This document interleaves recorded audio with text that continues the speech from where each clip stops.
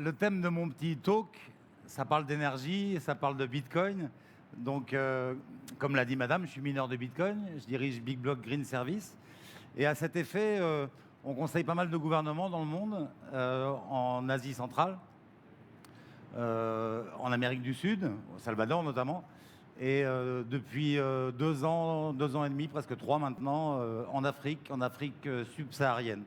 Alors, je vais vous dire l'intérêt pour ces pays d'avoir du mining. Alors la question est de savoir quel est l'impact réel du mining. Je n'ai pas de chiffres à vous donner. Moi, ce que je soutiens, c'est que le mining de Bitcoin a un impact positif. Pourquoi il a un impact positif sur la planète? Parce qu'il participe de la transition énergétique. La transition énergétique, c'est quoi dans le cadre de l'électricité?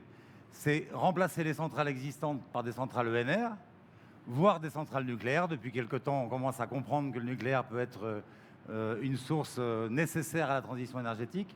Mais en tout cas, de remplacer ces centrales au charbon ou au gaz ou au pétrole par des énergies non carbonées.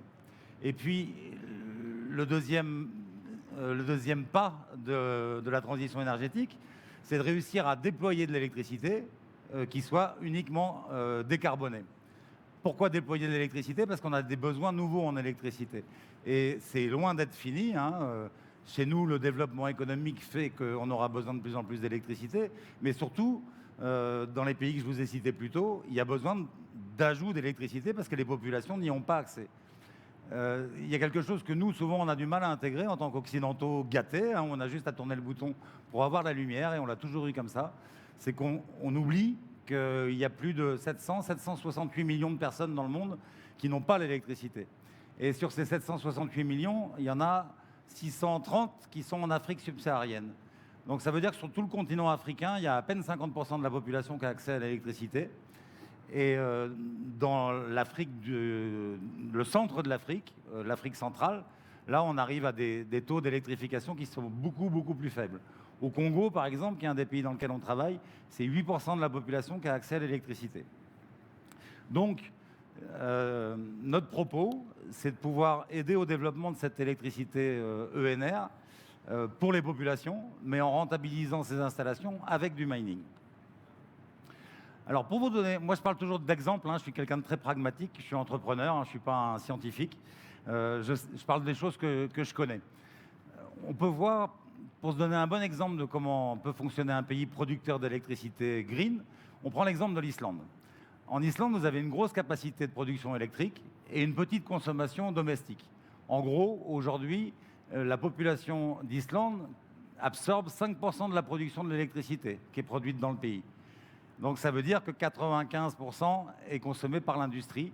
Et sur cette industrie, il y en a à peu près 5% qui est de l'industrie locale et 90% qui vient de l'étranger, essentiellement des industries électro-intensives que l'Islande a fait venir quand elle s'est rendue compte que toute cette électricité disponible dans son pays, qui vient de l'hydroélectricité et de la géothermie, n'était pas exportable en Europe. Il y a eu longtemps des projets de tirer un gros câble sous-marin. Ça s'est avéré techniquement trop compliqué et trop cher. Donc l'idée a été de faire venir des industries. Alors il y a beaucoup d'industries qui sont venues, notamment des industries aluminium qui sont les plus électro-intensives.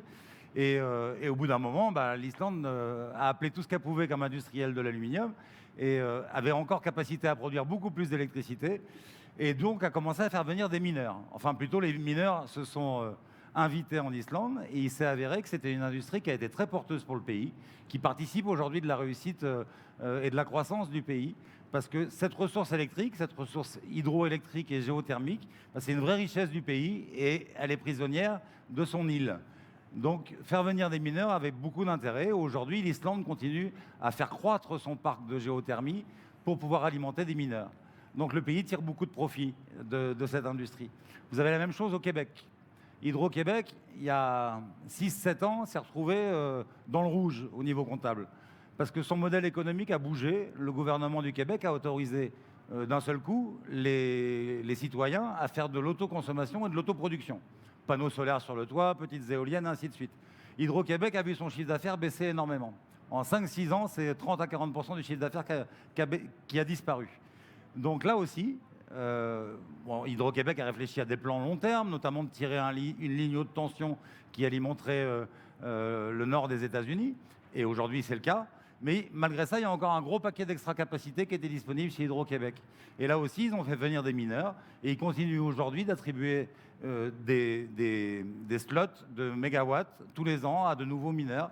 Et donc, c'est une industrie qui plaît bien au gouvernement québécois. Ça a été compliqué, hein. Il y a 3 ans de ça, 2018-2019, il y a eu un symposium au Québec où les politiques se sont mêlés de l'histoire, les écologistes aussi. Tout le monde s'est réuni autour d'une table et on a dit est-ce que cette industrie est bien digne pour notre pays? Eh bien, il s'est avéré que oui, hein, économiquement, c'était valable. En termes d'écologie, ça ne changeait absolument rien. Les centrales hydroélectriques existaient déjà, personne n'en a construit pour miner du Bitcoin. Et il s'avère que tout le monde a fini par dire ok, les mineurs venaient. Et il a juste été imposé quelques contraintes aux mineurs, notamment un nombre de salariés par mégawatt, essentiellement là-dessus, hein, sur les salariés. Et donc, ça a créé de l'emploi au Québec, peut-être plus que ce qu'auraient fait les mineurs sans ce consensus politique qui a été établi à Montréal. Donc, vous avez aussi, en Russie par exemple, en Sibérie, vous avez un énorme parc hydroélectrique qui a été conçu pour accueillir de l'industrie aluminium du temps de la Russie soviétique. Cette industrie a disparu. Les centrales hydroélectriques sont toujours là. Aujourd'hui, vous avez une capacité de production électrique en Sibérie qui est 1,8 fois plus importante que les besoins de la consommation locale. Donc là aussi, les mineurs sont une véritable bénédiction, parce qu'ils permettent aux électriciens qui gèrent ces centrales de revenir à la rentabilité et d'être en capacité de les entretenir. Il faut savoir qu'en 2020, la Russie a emprunté à l'Union européenne, je ne sais plus combien de millions, en tous les cas, a eu besoin de demander de l'argent à l'Union européenne pour financer les travaux sur ces centrales. Donc le mining amène cette béquille économique qui permet à l'Union européenne de ne plus subventionner au moins la Russie pour pouvoir entretenir ces centrales hydroélectriques. Donc ça a beaucoup de sens d'entretenir un parc existant et le mining apporte une béquille économique qui était absolument insoupçonnée, inattendue et inespérée pour les électriciens. Dans ces pays-là, dans toute l'ancienne Union soviétique, il y a des ouvrages hydroélectriques en extra capacité. Il y en a énormément. On estime que sur le parc hydroélectrique mondial, vous avez 50% d'extra capacité. Ça voudrait dire qu'on pourrait mettre, allez, une dizaine de réseaux Bitcoin tel qu'il est aujourd'hui. On vous dit que ça consomme énormément, plus qu'un pays et que c'est une catastrophe écologique. Ce réseau-là, on pourrait le mettre rien que sur l'hydroélectricité et le faire grossir 5 fois, 10 fois, qu'on n'aurait toujours pas pris 1 kWh à la population. Et on n'aurait toujours pas créé 1 gramme de pollution, en tous les cas pas dans l'exploitation. Après, on peut nous dire, vous utilisez des machines, les machines, il faut les construire, elles ont un impact écologique, bien sûr, à leur fabrication. Mais en exploitation, l'électricité qu'on absorbe ne crée pas d'impact carboné. Parce qu'on va nous dire, oui, mais les centrales, pour les construire, vous utilisez du béton, mais elles sont déjà construites. Il faut bien comprendre que ce n'est pas nous qui les avons construites. On permet juste d'aider à leur rentabilité. Alors, je vous ai parlé de l'Afrique, parce que c'est là qu'on se développe beaucoup en ce moment. Il y a un rapport de l'ONU qui est sorti en 2020 qui expliquait que amener l'électricité aux populations en Afrique, c'était un vrai challenge qu'on n'allait pas pouvoir faire comme d'habitude, c'est-à-dire agrandir le réseau, centraliser des grosses productions et étendre le réseau. Si aujourd'hui, en 2020, ces populations africaines n'ont pas accès à l'électricité, c'est que c'est pas simple. C'est qu'on ne peut pas amener le réseau chez elles. C'est qu'elles vivent dans des régions très éloignées, avec des régions montagneuses ou de forêts. Et le rapport de l'ONU explique bien que si on veut amener l'électricité, il faut créer des petites productions décentralisées. Et que la grande difficulté, c'est de réussir à jauger la capacité de cette centrale pour une communauté donnée. Un exemple, on a identifié une communauté qui a une demande de 5 MW. Si on crée une centrale de 5 MW, on est à peu près sûr que dans 5 ans, elle serait trop petite, que la demande aura augmenté.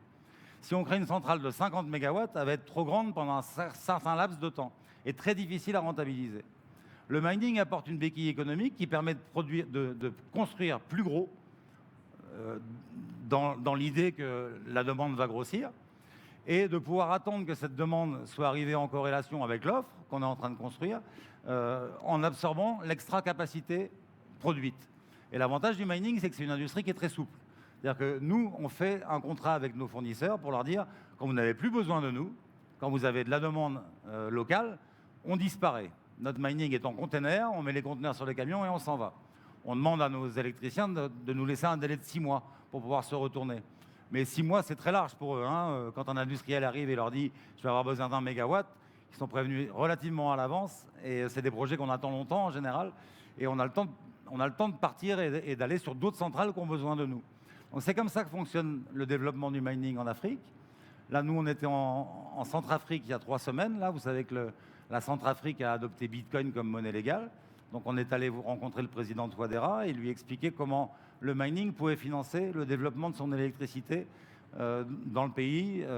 Et c'est très important, hein, c'est un pays qui manque cruellement d'électricité, qui ne pourra jamais avoir de développement économique tant qu'il n'aura pas d'offre électrique. Aujourd'hui, c'est 40 mégawatts pour tout le pays. Hein, c'est vraiment tout petit, tout petit. Si on ramène ça à la consommation par habitant, ça fait 300 fois moins qu'un citoyen belge. Donc ils ont 300 fois moins d'électricité à se partager. Donc c'est très insuffisant. Il y a moyen de développer de l'hydroélectricité en quantité dans ce pays. Il y a une capacité fluviale qui permettrait de rajouter 700 mégawatts au minimum d'électricité et ça n'arrive pas à se financer. La région n'est pas assez stable. Les financeurs ne veulent pas y aller parce que financer de l'hydroélectricité, ça veut dire un retour sur investissement à 20 ans, 30 ans, 40 ans. Et donc là, le mining leur permet de se dire, dans 3 ans, 4 ans, 5 ans, l'outil est rentabilisé. Parce qu'une ferme de mining, c'est tellement cher que si on crée à côté l'outil, c'est-à-dire la centrale hydroélectrique coûte beaucoup moins cher que la ferme. Donc si nous, on finance la ferme, on peut aussi financer la centrale hydroélectrique et partager avec le pays, jusqu'à un certain point où on finira par disparaître complètement. C'est à ça que sert le mining aujourd'hui. Alors, il existe du mining au charbon, hein, c'est de ça dont on parle que c'est polluant. Mais miner au charbon, c'est une énorme erreur. Au-delà de l'éthique, c'est un mauvais calcul commercial. Nous, ça fait des années qu'on a identifié que le pétrole se raréfiant, le prix du mégawatt carboné allait augmenter. Et là, avec la guerre en Ukraine, ce phénomène s'est hyper accéléré. On a vu tous le prix du gasoil et de l'essence augmenter. Le charbon suit cette courbe, le gaz aussi. Et aujourd'hui, les mineurs ont 2 difficultés, les mineurs qui travaillent sur le charbon ou sur le gaz. La première difficulté, c'est que, vous l'avez vu, hein, le cours du Bitcoin est passé en quelques 18 mois de 60 000 $ à 20 000 $. Donc la rentabilité des mineurs s'effondre. Et si dans le même temps leur électricité augmente, ils sont morts, ils sont cuits. Et là, on est en train de vivre cette bataille-là en ce moment. C'est très intéressant. Hein. Nous, on a formalisé ça comme la règle du dernier survivant. La règle du dernier survivant, ça veut dire que c'est toujours une bataille entre les mineurs. Alors on oublie qu'elle existe. Là, depuis 2 ans, on avait oublié qu'elle existait. Tout le monde gagnait hyper bien sa vie. Que vous installiez du matériel de mining sur une centrale hydroélectrique qui a des surplus avec un kilowattheure vraiment pas cher, ou vous miniez ici en Belgique, on a un mineur ici en fond de la salle, c'était rentable. Aujourd'hui, ça devient plus difficile, j'imagine. Voilà. Mais ça n'empêche pas qu'il y a plein de grosses fermes qui se sont créées dans des pays développés avec de l'électricité à 10, 12, 15 centimes. Ceux-là sont morts aujourd'hui. Et c'était une erreur. Quand on crée du mining, il faut aller chercher, en industriel j'entends, hein, il faut aller chercher des mégawatts pas chers. Et les mégawattheures pas chers, on les trouvera sur de l'extra capacité, sur des surplus, sur l'électricité que les électriciens ne savent pas vendre. Sinon, ils ne vont pas nous la vendre à ce prix-là. Hein. En Afrique, l'électricité, arrivée chez les gens, c'est autour de 25 cents de dollars le kilowattheure. Nous, on la paye moins de 3 cents. Donc, comprenez bien que l'électricien, dès qu'il a une demande locale, il nous vire, hein, ça c'est certain, il n'y a aucun doute là-dessus. Le mineur est le client de dernier recours. Quand on n'a plus besoin du mineur, le mineur s'efface. C'est toujours comme ça. Et donc là, le mining noir est en train de s'effacer cette année. Moi, ça fait un petit moment que j'annonce que d'ici la fin de l'année, 85% du mining sera sur des énergies renouvelables. C'est une logique économique encore. Hein. Donc si nos concurrents qui payaient leur jus 5 cents à base de charbon, on se retrouve à le payer 7 cents et demi ou 8 cents, aujourd'hui ils sont morts, ils sont disqualifiés. Donc il faut savoir ça, il ne faut pas s'inquiéter de l'impact écologique de Bitcoin. C'est un énorme enfumage de la presse.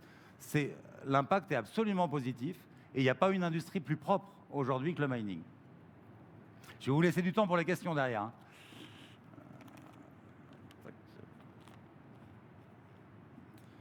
Donc en gros, je vous ai dit à peu près combien de temps il nous reste ? 5 minutes, donc c'est bon, on va pouvoir prendre des questions. Parce que moi, j'ai à peu près fini. Je voudrais juste vous dire que quand vous entendez quelqu'un vous dire « le meilleur kilowattheure, c'est celui qu'on ne consomme pas », il ne connaît absolument pas le marché mondial de l'électricité. C'est une réflexion d'occidental gâtée.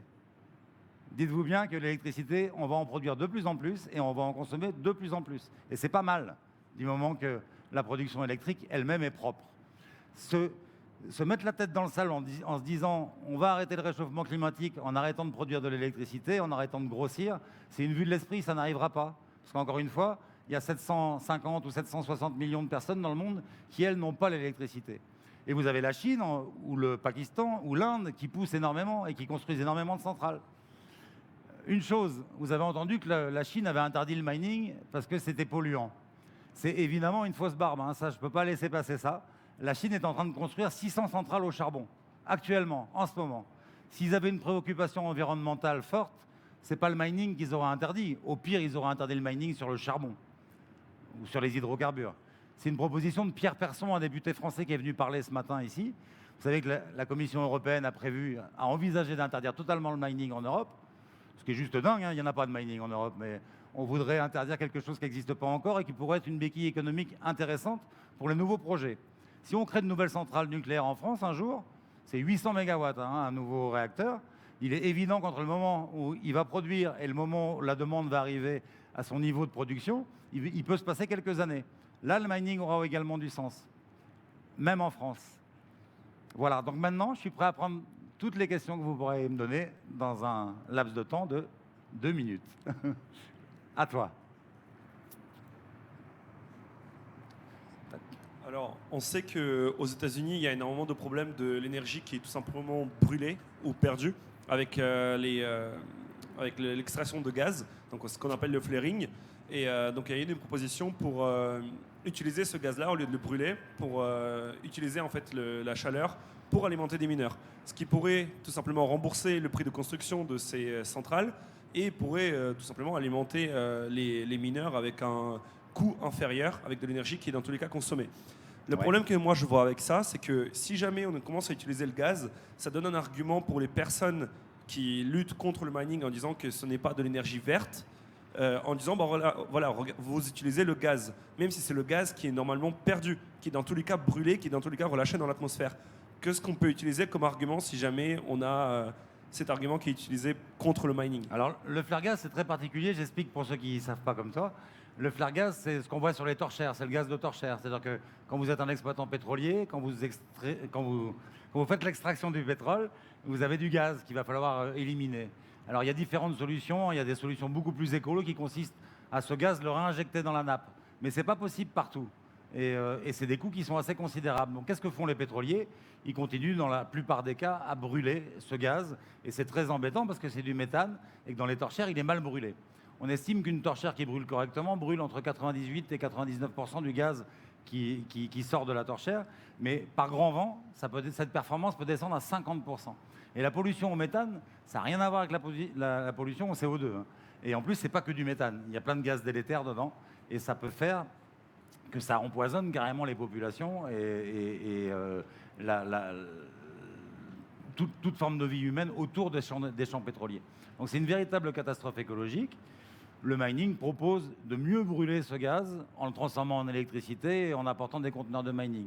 Ce n'est pas la solution idéale. Dans plein de cas, ça ne sera même pas la meilleure solution. Mais il y a beaucoup de cas où ça sera une solution pour éteindre ces torchères qui sont extrêmement polluantes. Donc nous, on l'étudie. On est en train de monter un gros projet à Oman là-dessus. Et pour moi, ça a beaucoup de sens parce que ces torchères-là, elles brûlent depuis 30 ans. Et il y a toujours des gens pour me dire oui, on peut faire mieux, on peut faire mieux. Je dis mais faites mieux. Mais aujourd'hui, c'est pas fait. Moi, ce que je vois, c'est qu'au Kenya, il y a des dizaines et des dizaines de torchères qui brûlent et que c'est une véritable catastrophe écologique à tous les niveaux, jusqu'à la pollution lumineuse qui fait que dans cette région-là, il ne fait jamais nuit. Et c'est une vraie problématique. Alors, les gouvernements, l'Union européenne, l'ONU, a fait en sorte qu'aujourd'hui, les pétroliers payent des amendes pour faire brûler ces torchères, mais ce n'est pas suffisant, elles brûlent toujours. Time out. Bon, j'ai eu qu'une question. Je suis désolé.